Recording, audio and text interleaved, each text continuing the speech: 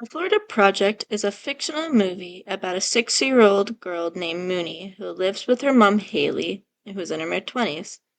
Mostly takes place at the motel they live week to week in Orlando, Florida. It's set during Mooney's summer break and ends with CPS taking her away from Haley. What we know from the film is that Mooney is a very smart yet rambunctious only child who likes to get into trouble with her friends. We are given very little information on Haley and her past. At the beginning of the movie, she was working as a stripper, then later started selling herself for sex online. This is one of the biggest reasons CPS comes and takes away Mooney at the end of the movie. There also appears to be no support for her living from her family members or Mooney's dad. What she has going for her is that she does not appear to have any major substance abuse issues and is a very loving mother who is trying her best. On the micro level, the biggest protective factor is Bobby, the manager of the motel they stay at. He has taken on almost a paternal role over both Haley and Mooney. He lets them stay longer than he should and keeps an eye out for both of them, mainly Mooney, to the point where one time Mooney and her friends were playing outside and an old man came creeping on them. Bobby kicked him off the property and reported his name to the police. The biggest risk factor on this scale is Haley and in turn Mooney's behavior. If Haley feels like she is being wronged, she lashes out aggressively either verbally or physically. This can also be seen in Mooney's behavior. They also both have a general willingness towards causing trouble. Mooney was born into poverty, which makes it very hard for her to grow out of it. While we don't know Haley's backstory, one can guess she probably came from a family facing poverty as well. Poverty becomes generational because once you're facing it, it is much harder to get out of it.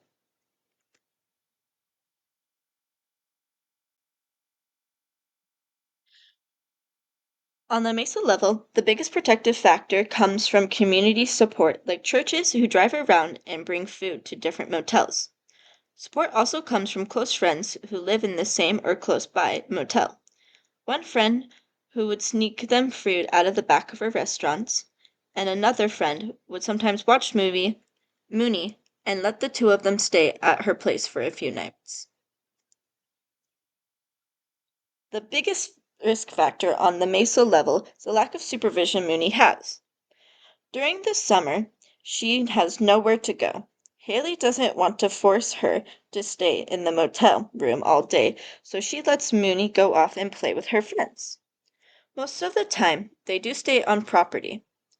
But one time, Mooney and her friends were out exploring an abandoned building and burned it down.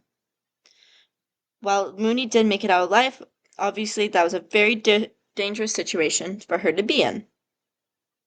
Another time, while they were on the motel property playing, an old man came creeping on them, which was the instance earlier where Bobby kicked him off and reported him to the police. On the exorcism level, Haley is jobless and can barely afford her weekly rent at the motel. There is a scene in the movie where she is in an office trying to receive what I believe to be food stamps and bus passes.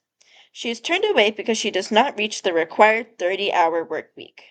This is both a protective factor because when she can meet the she does re- requirement she is given aid, but when she does not, she can it makes matters worse because now she does not have the support that that she needs.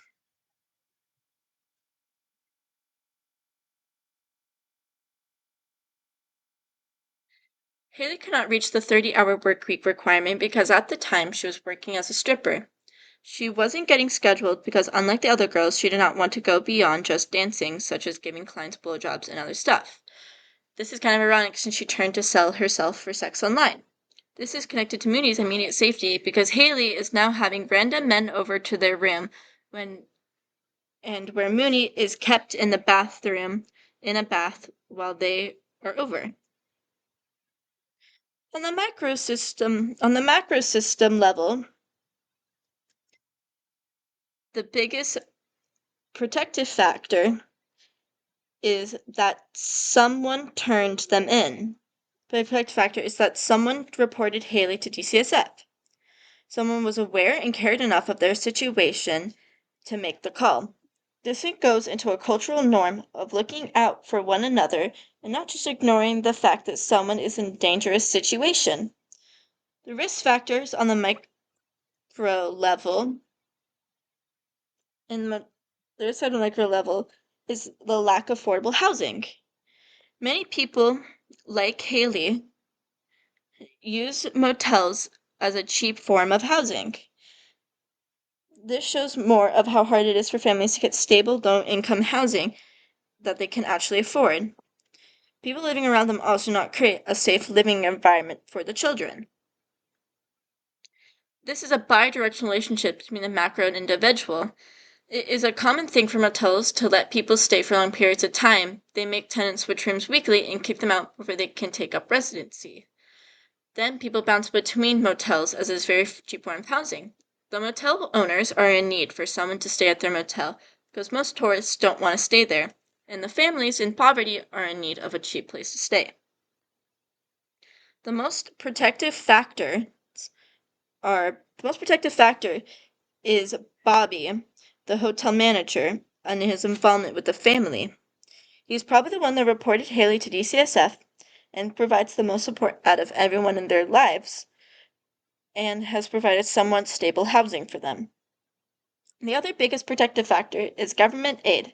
When Haley can make her 30-hour work week and receive SNAPs, she has to spend less money on groceries and can allocate more money to other places where it is needed.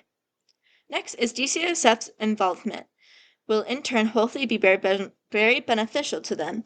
While the movie doesn't tell you how things play out, either way it is good that Mooney was removed from that situation and that Haley can receive financial and emotional/parental support before Mooney is replaced with her mother. The biggest risk factors they face is the lack of stability within Haley and her income and housing. Poverty is a positive feedback loop, and once you are facing it, it is hard to get out of it. Also, the lack of childcare for Mooney. Haley appears to have no support for helping raise Mooney. While she does try her best, Mooney is left unsupervised quite a lot.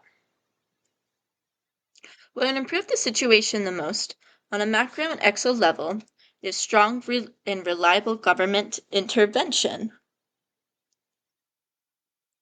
This needs to change on a macro level, which will benefit Haley and Movie on an exo and micro level. If Haley can receive financial support and parental and emotional stability classes, she would get the help she needs to be a better parent to Mooney. Haley is more desperate than ever for financial aid. Support like snaps to get food.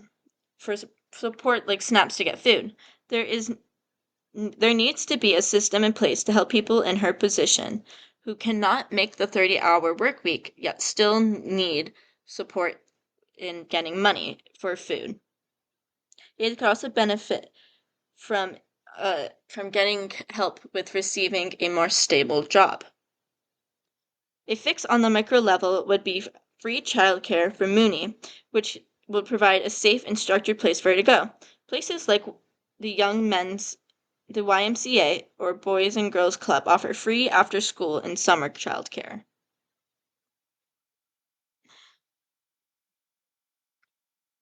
DCSF's involvement will also be beneficial to the situation in the long run, as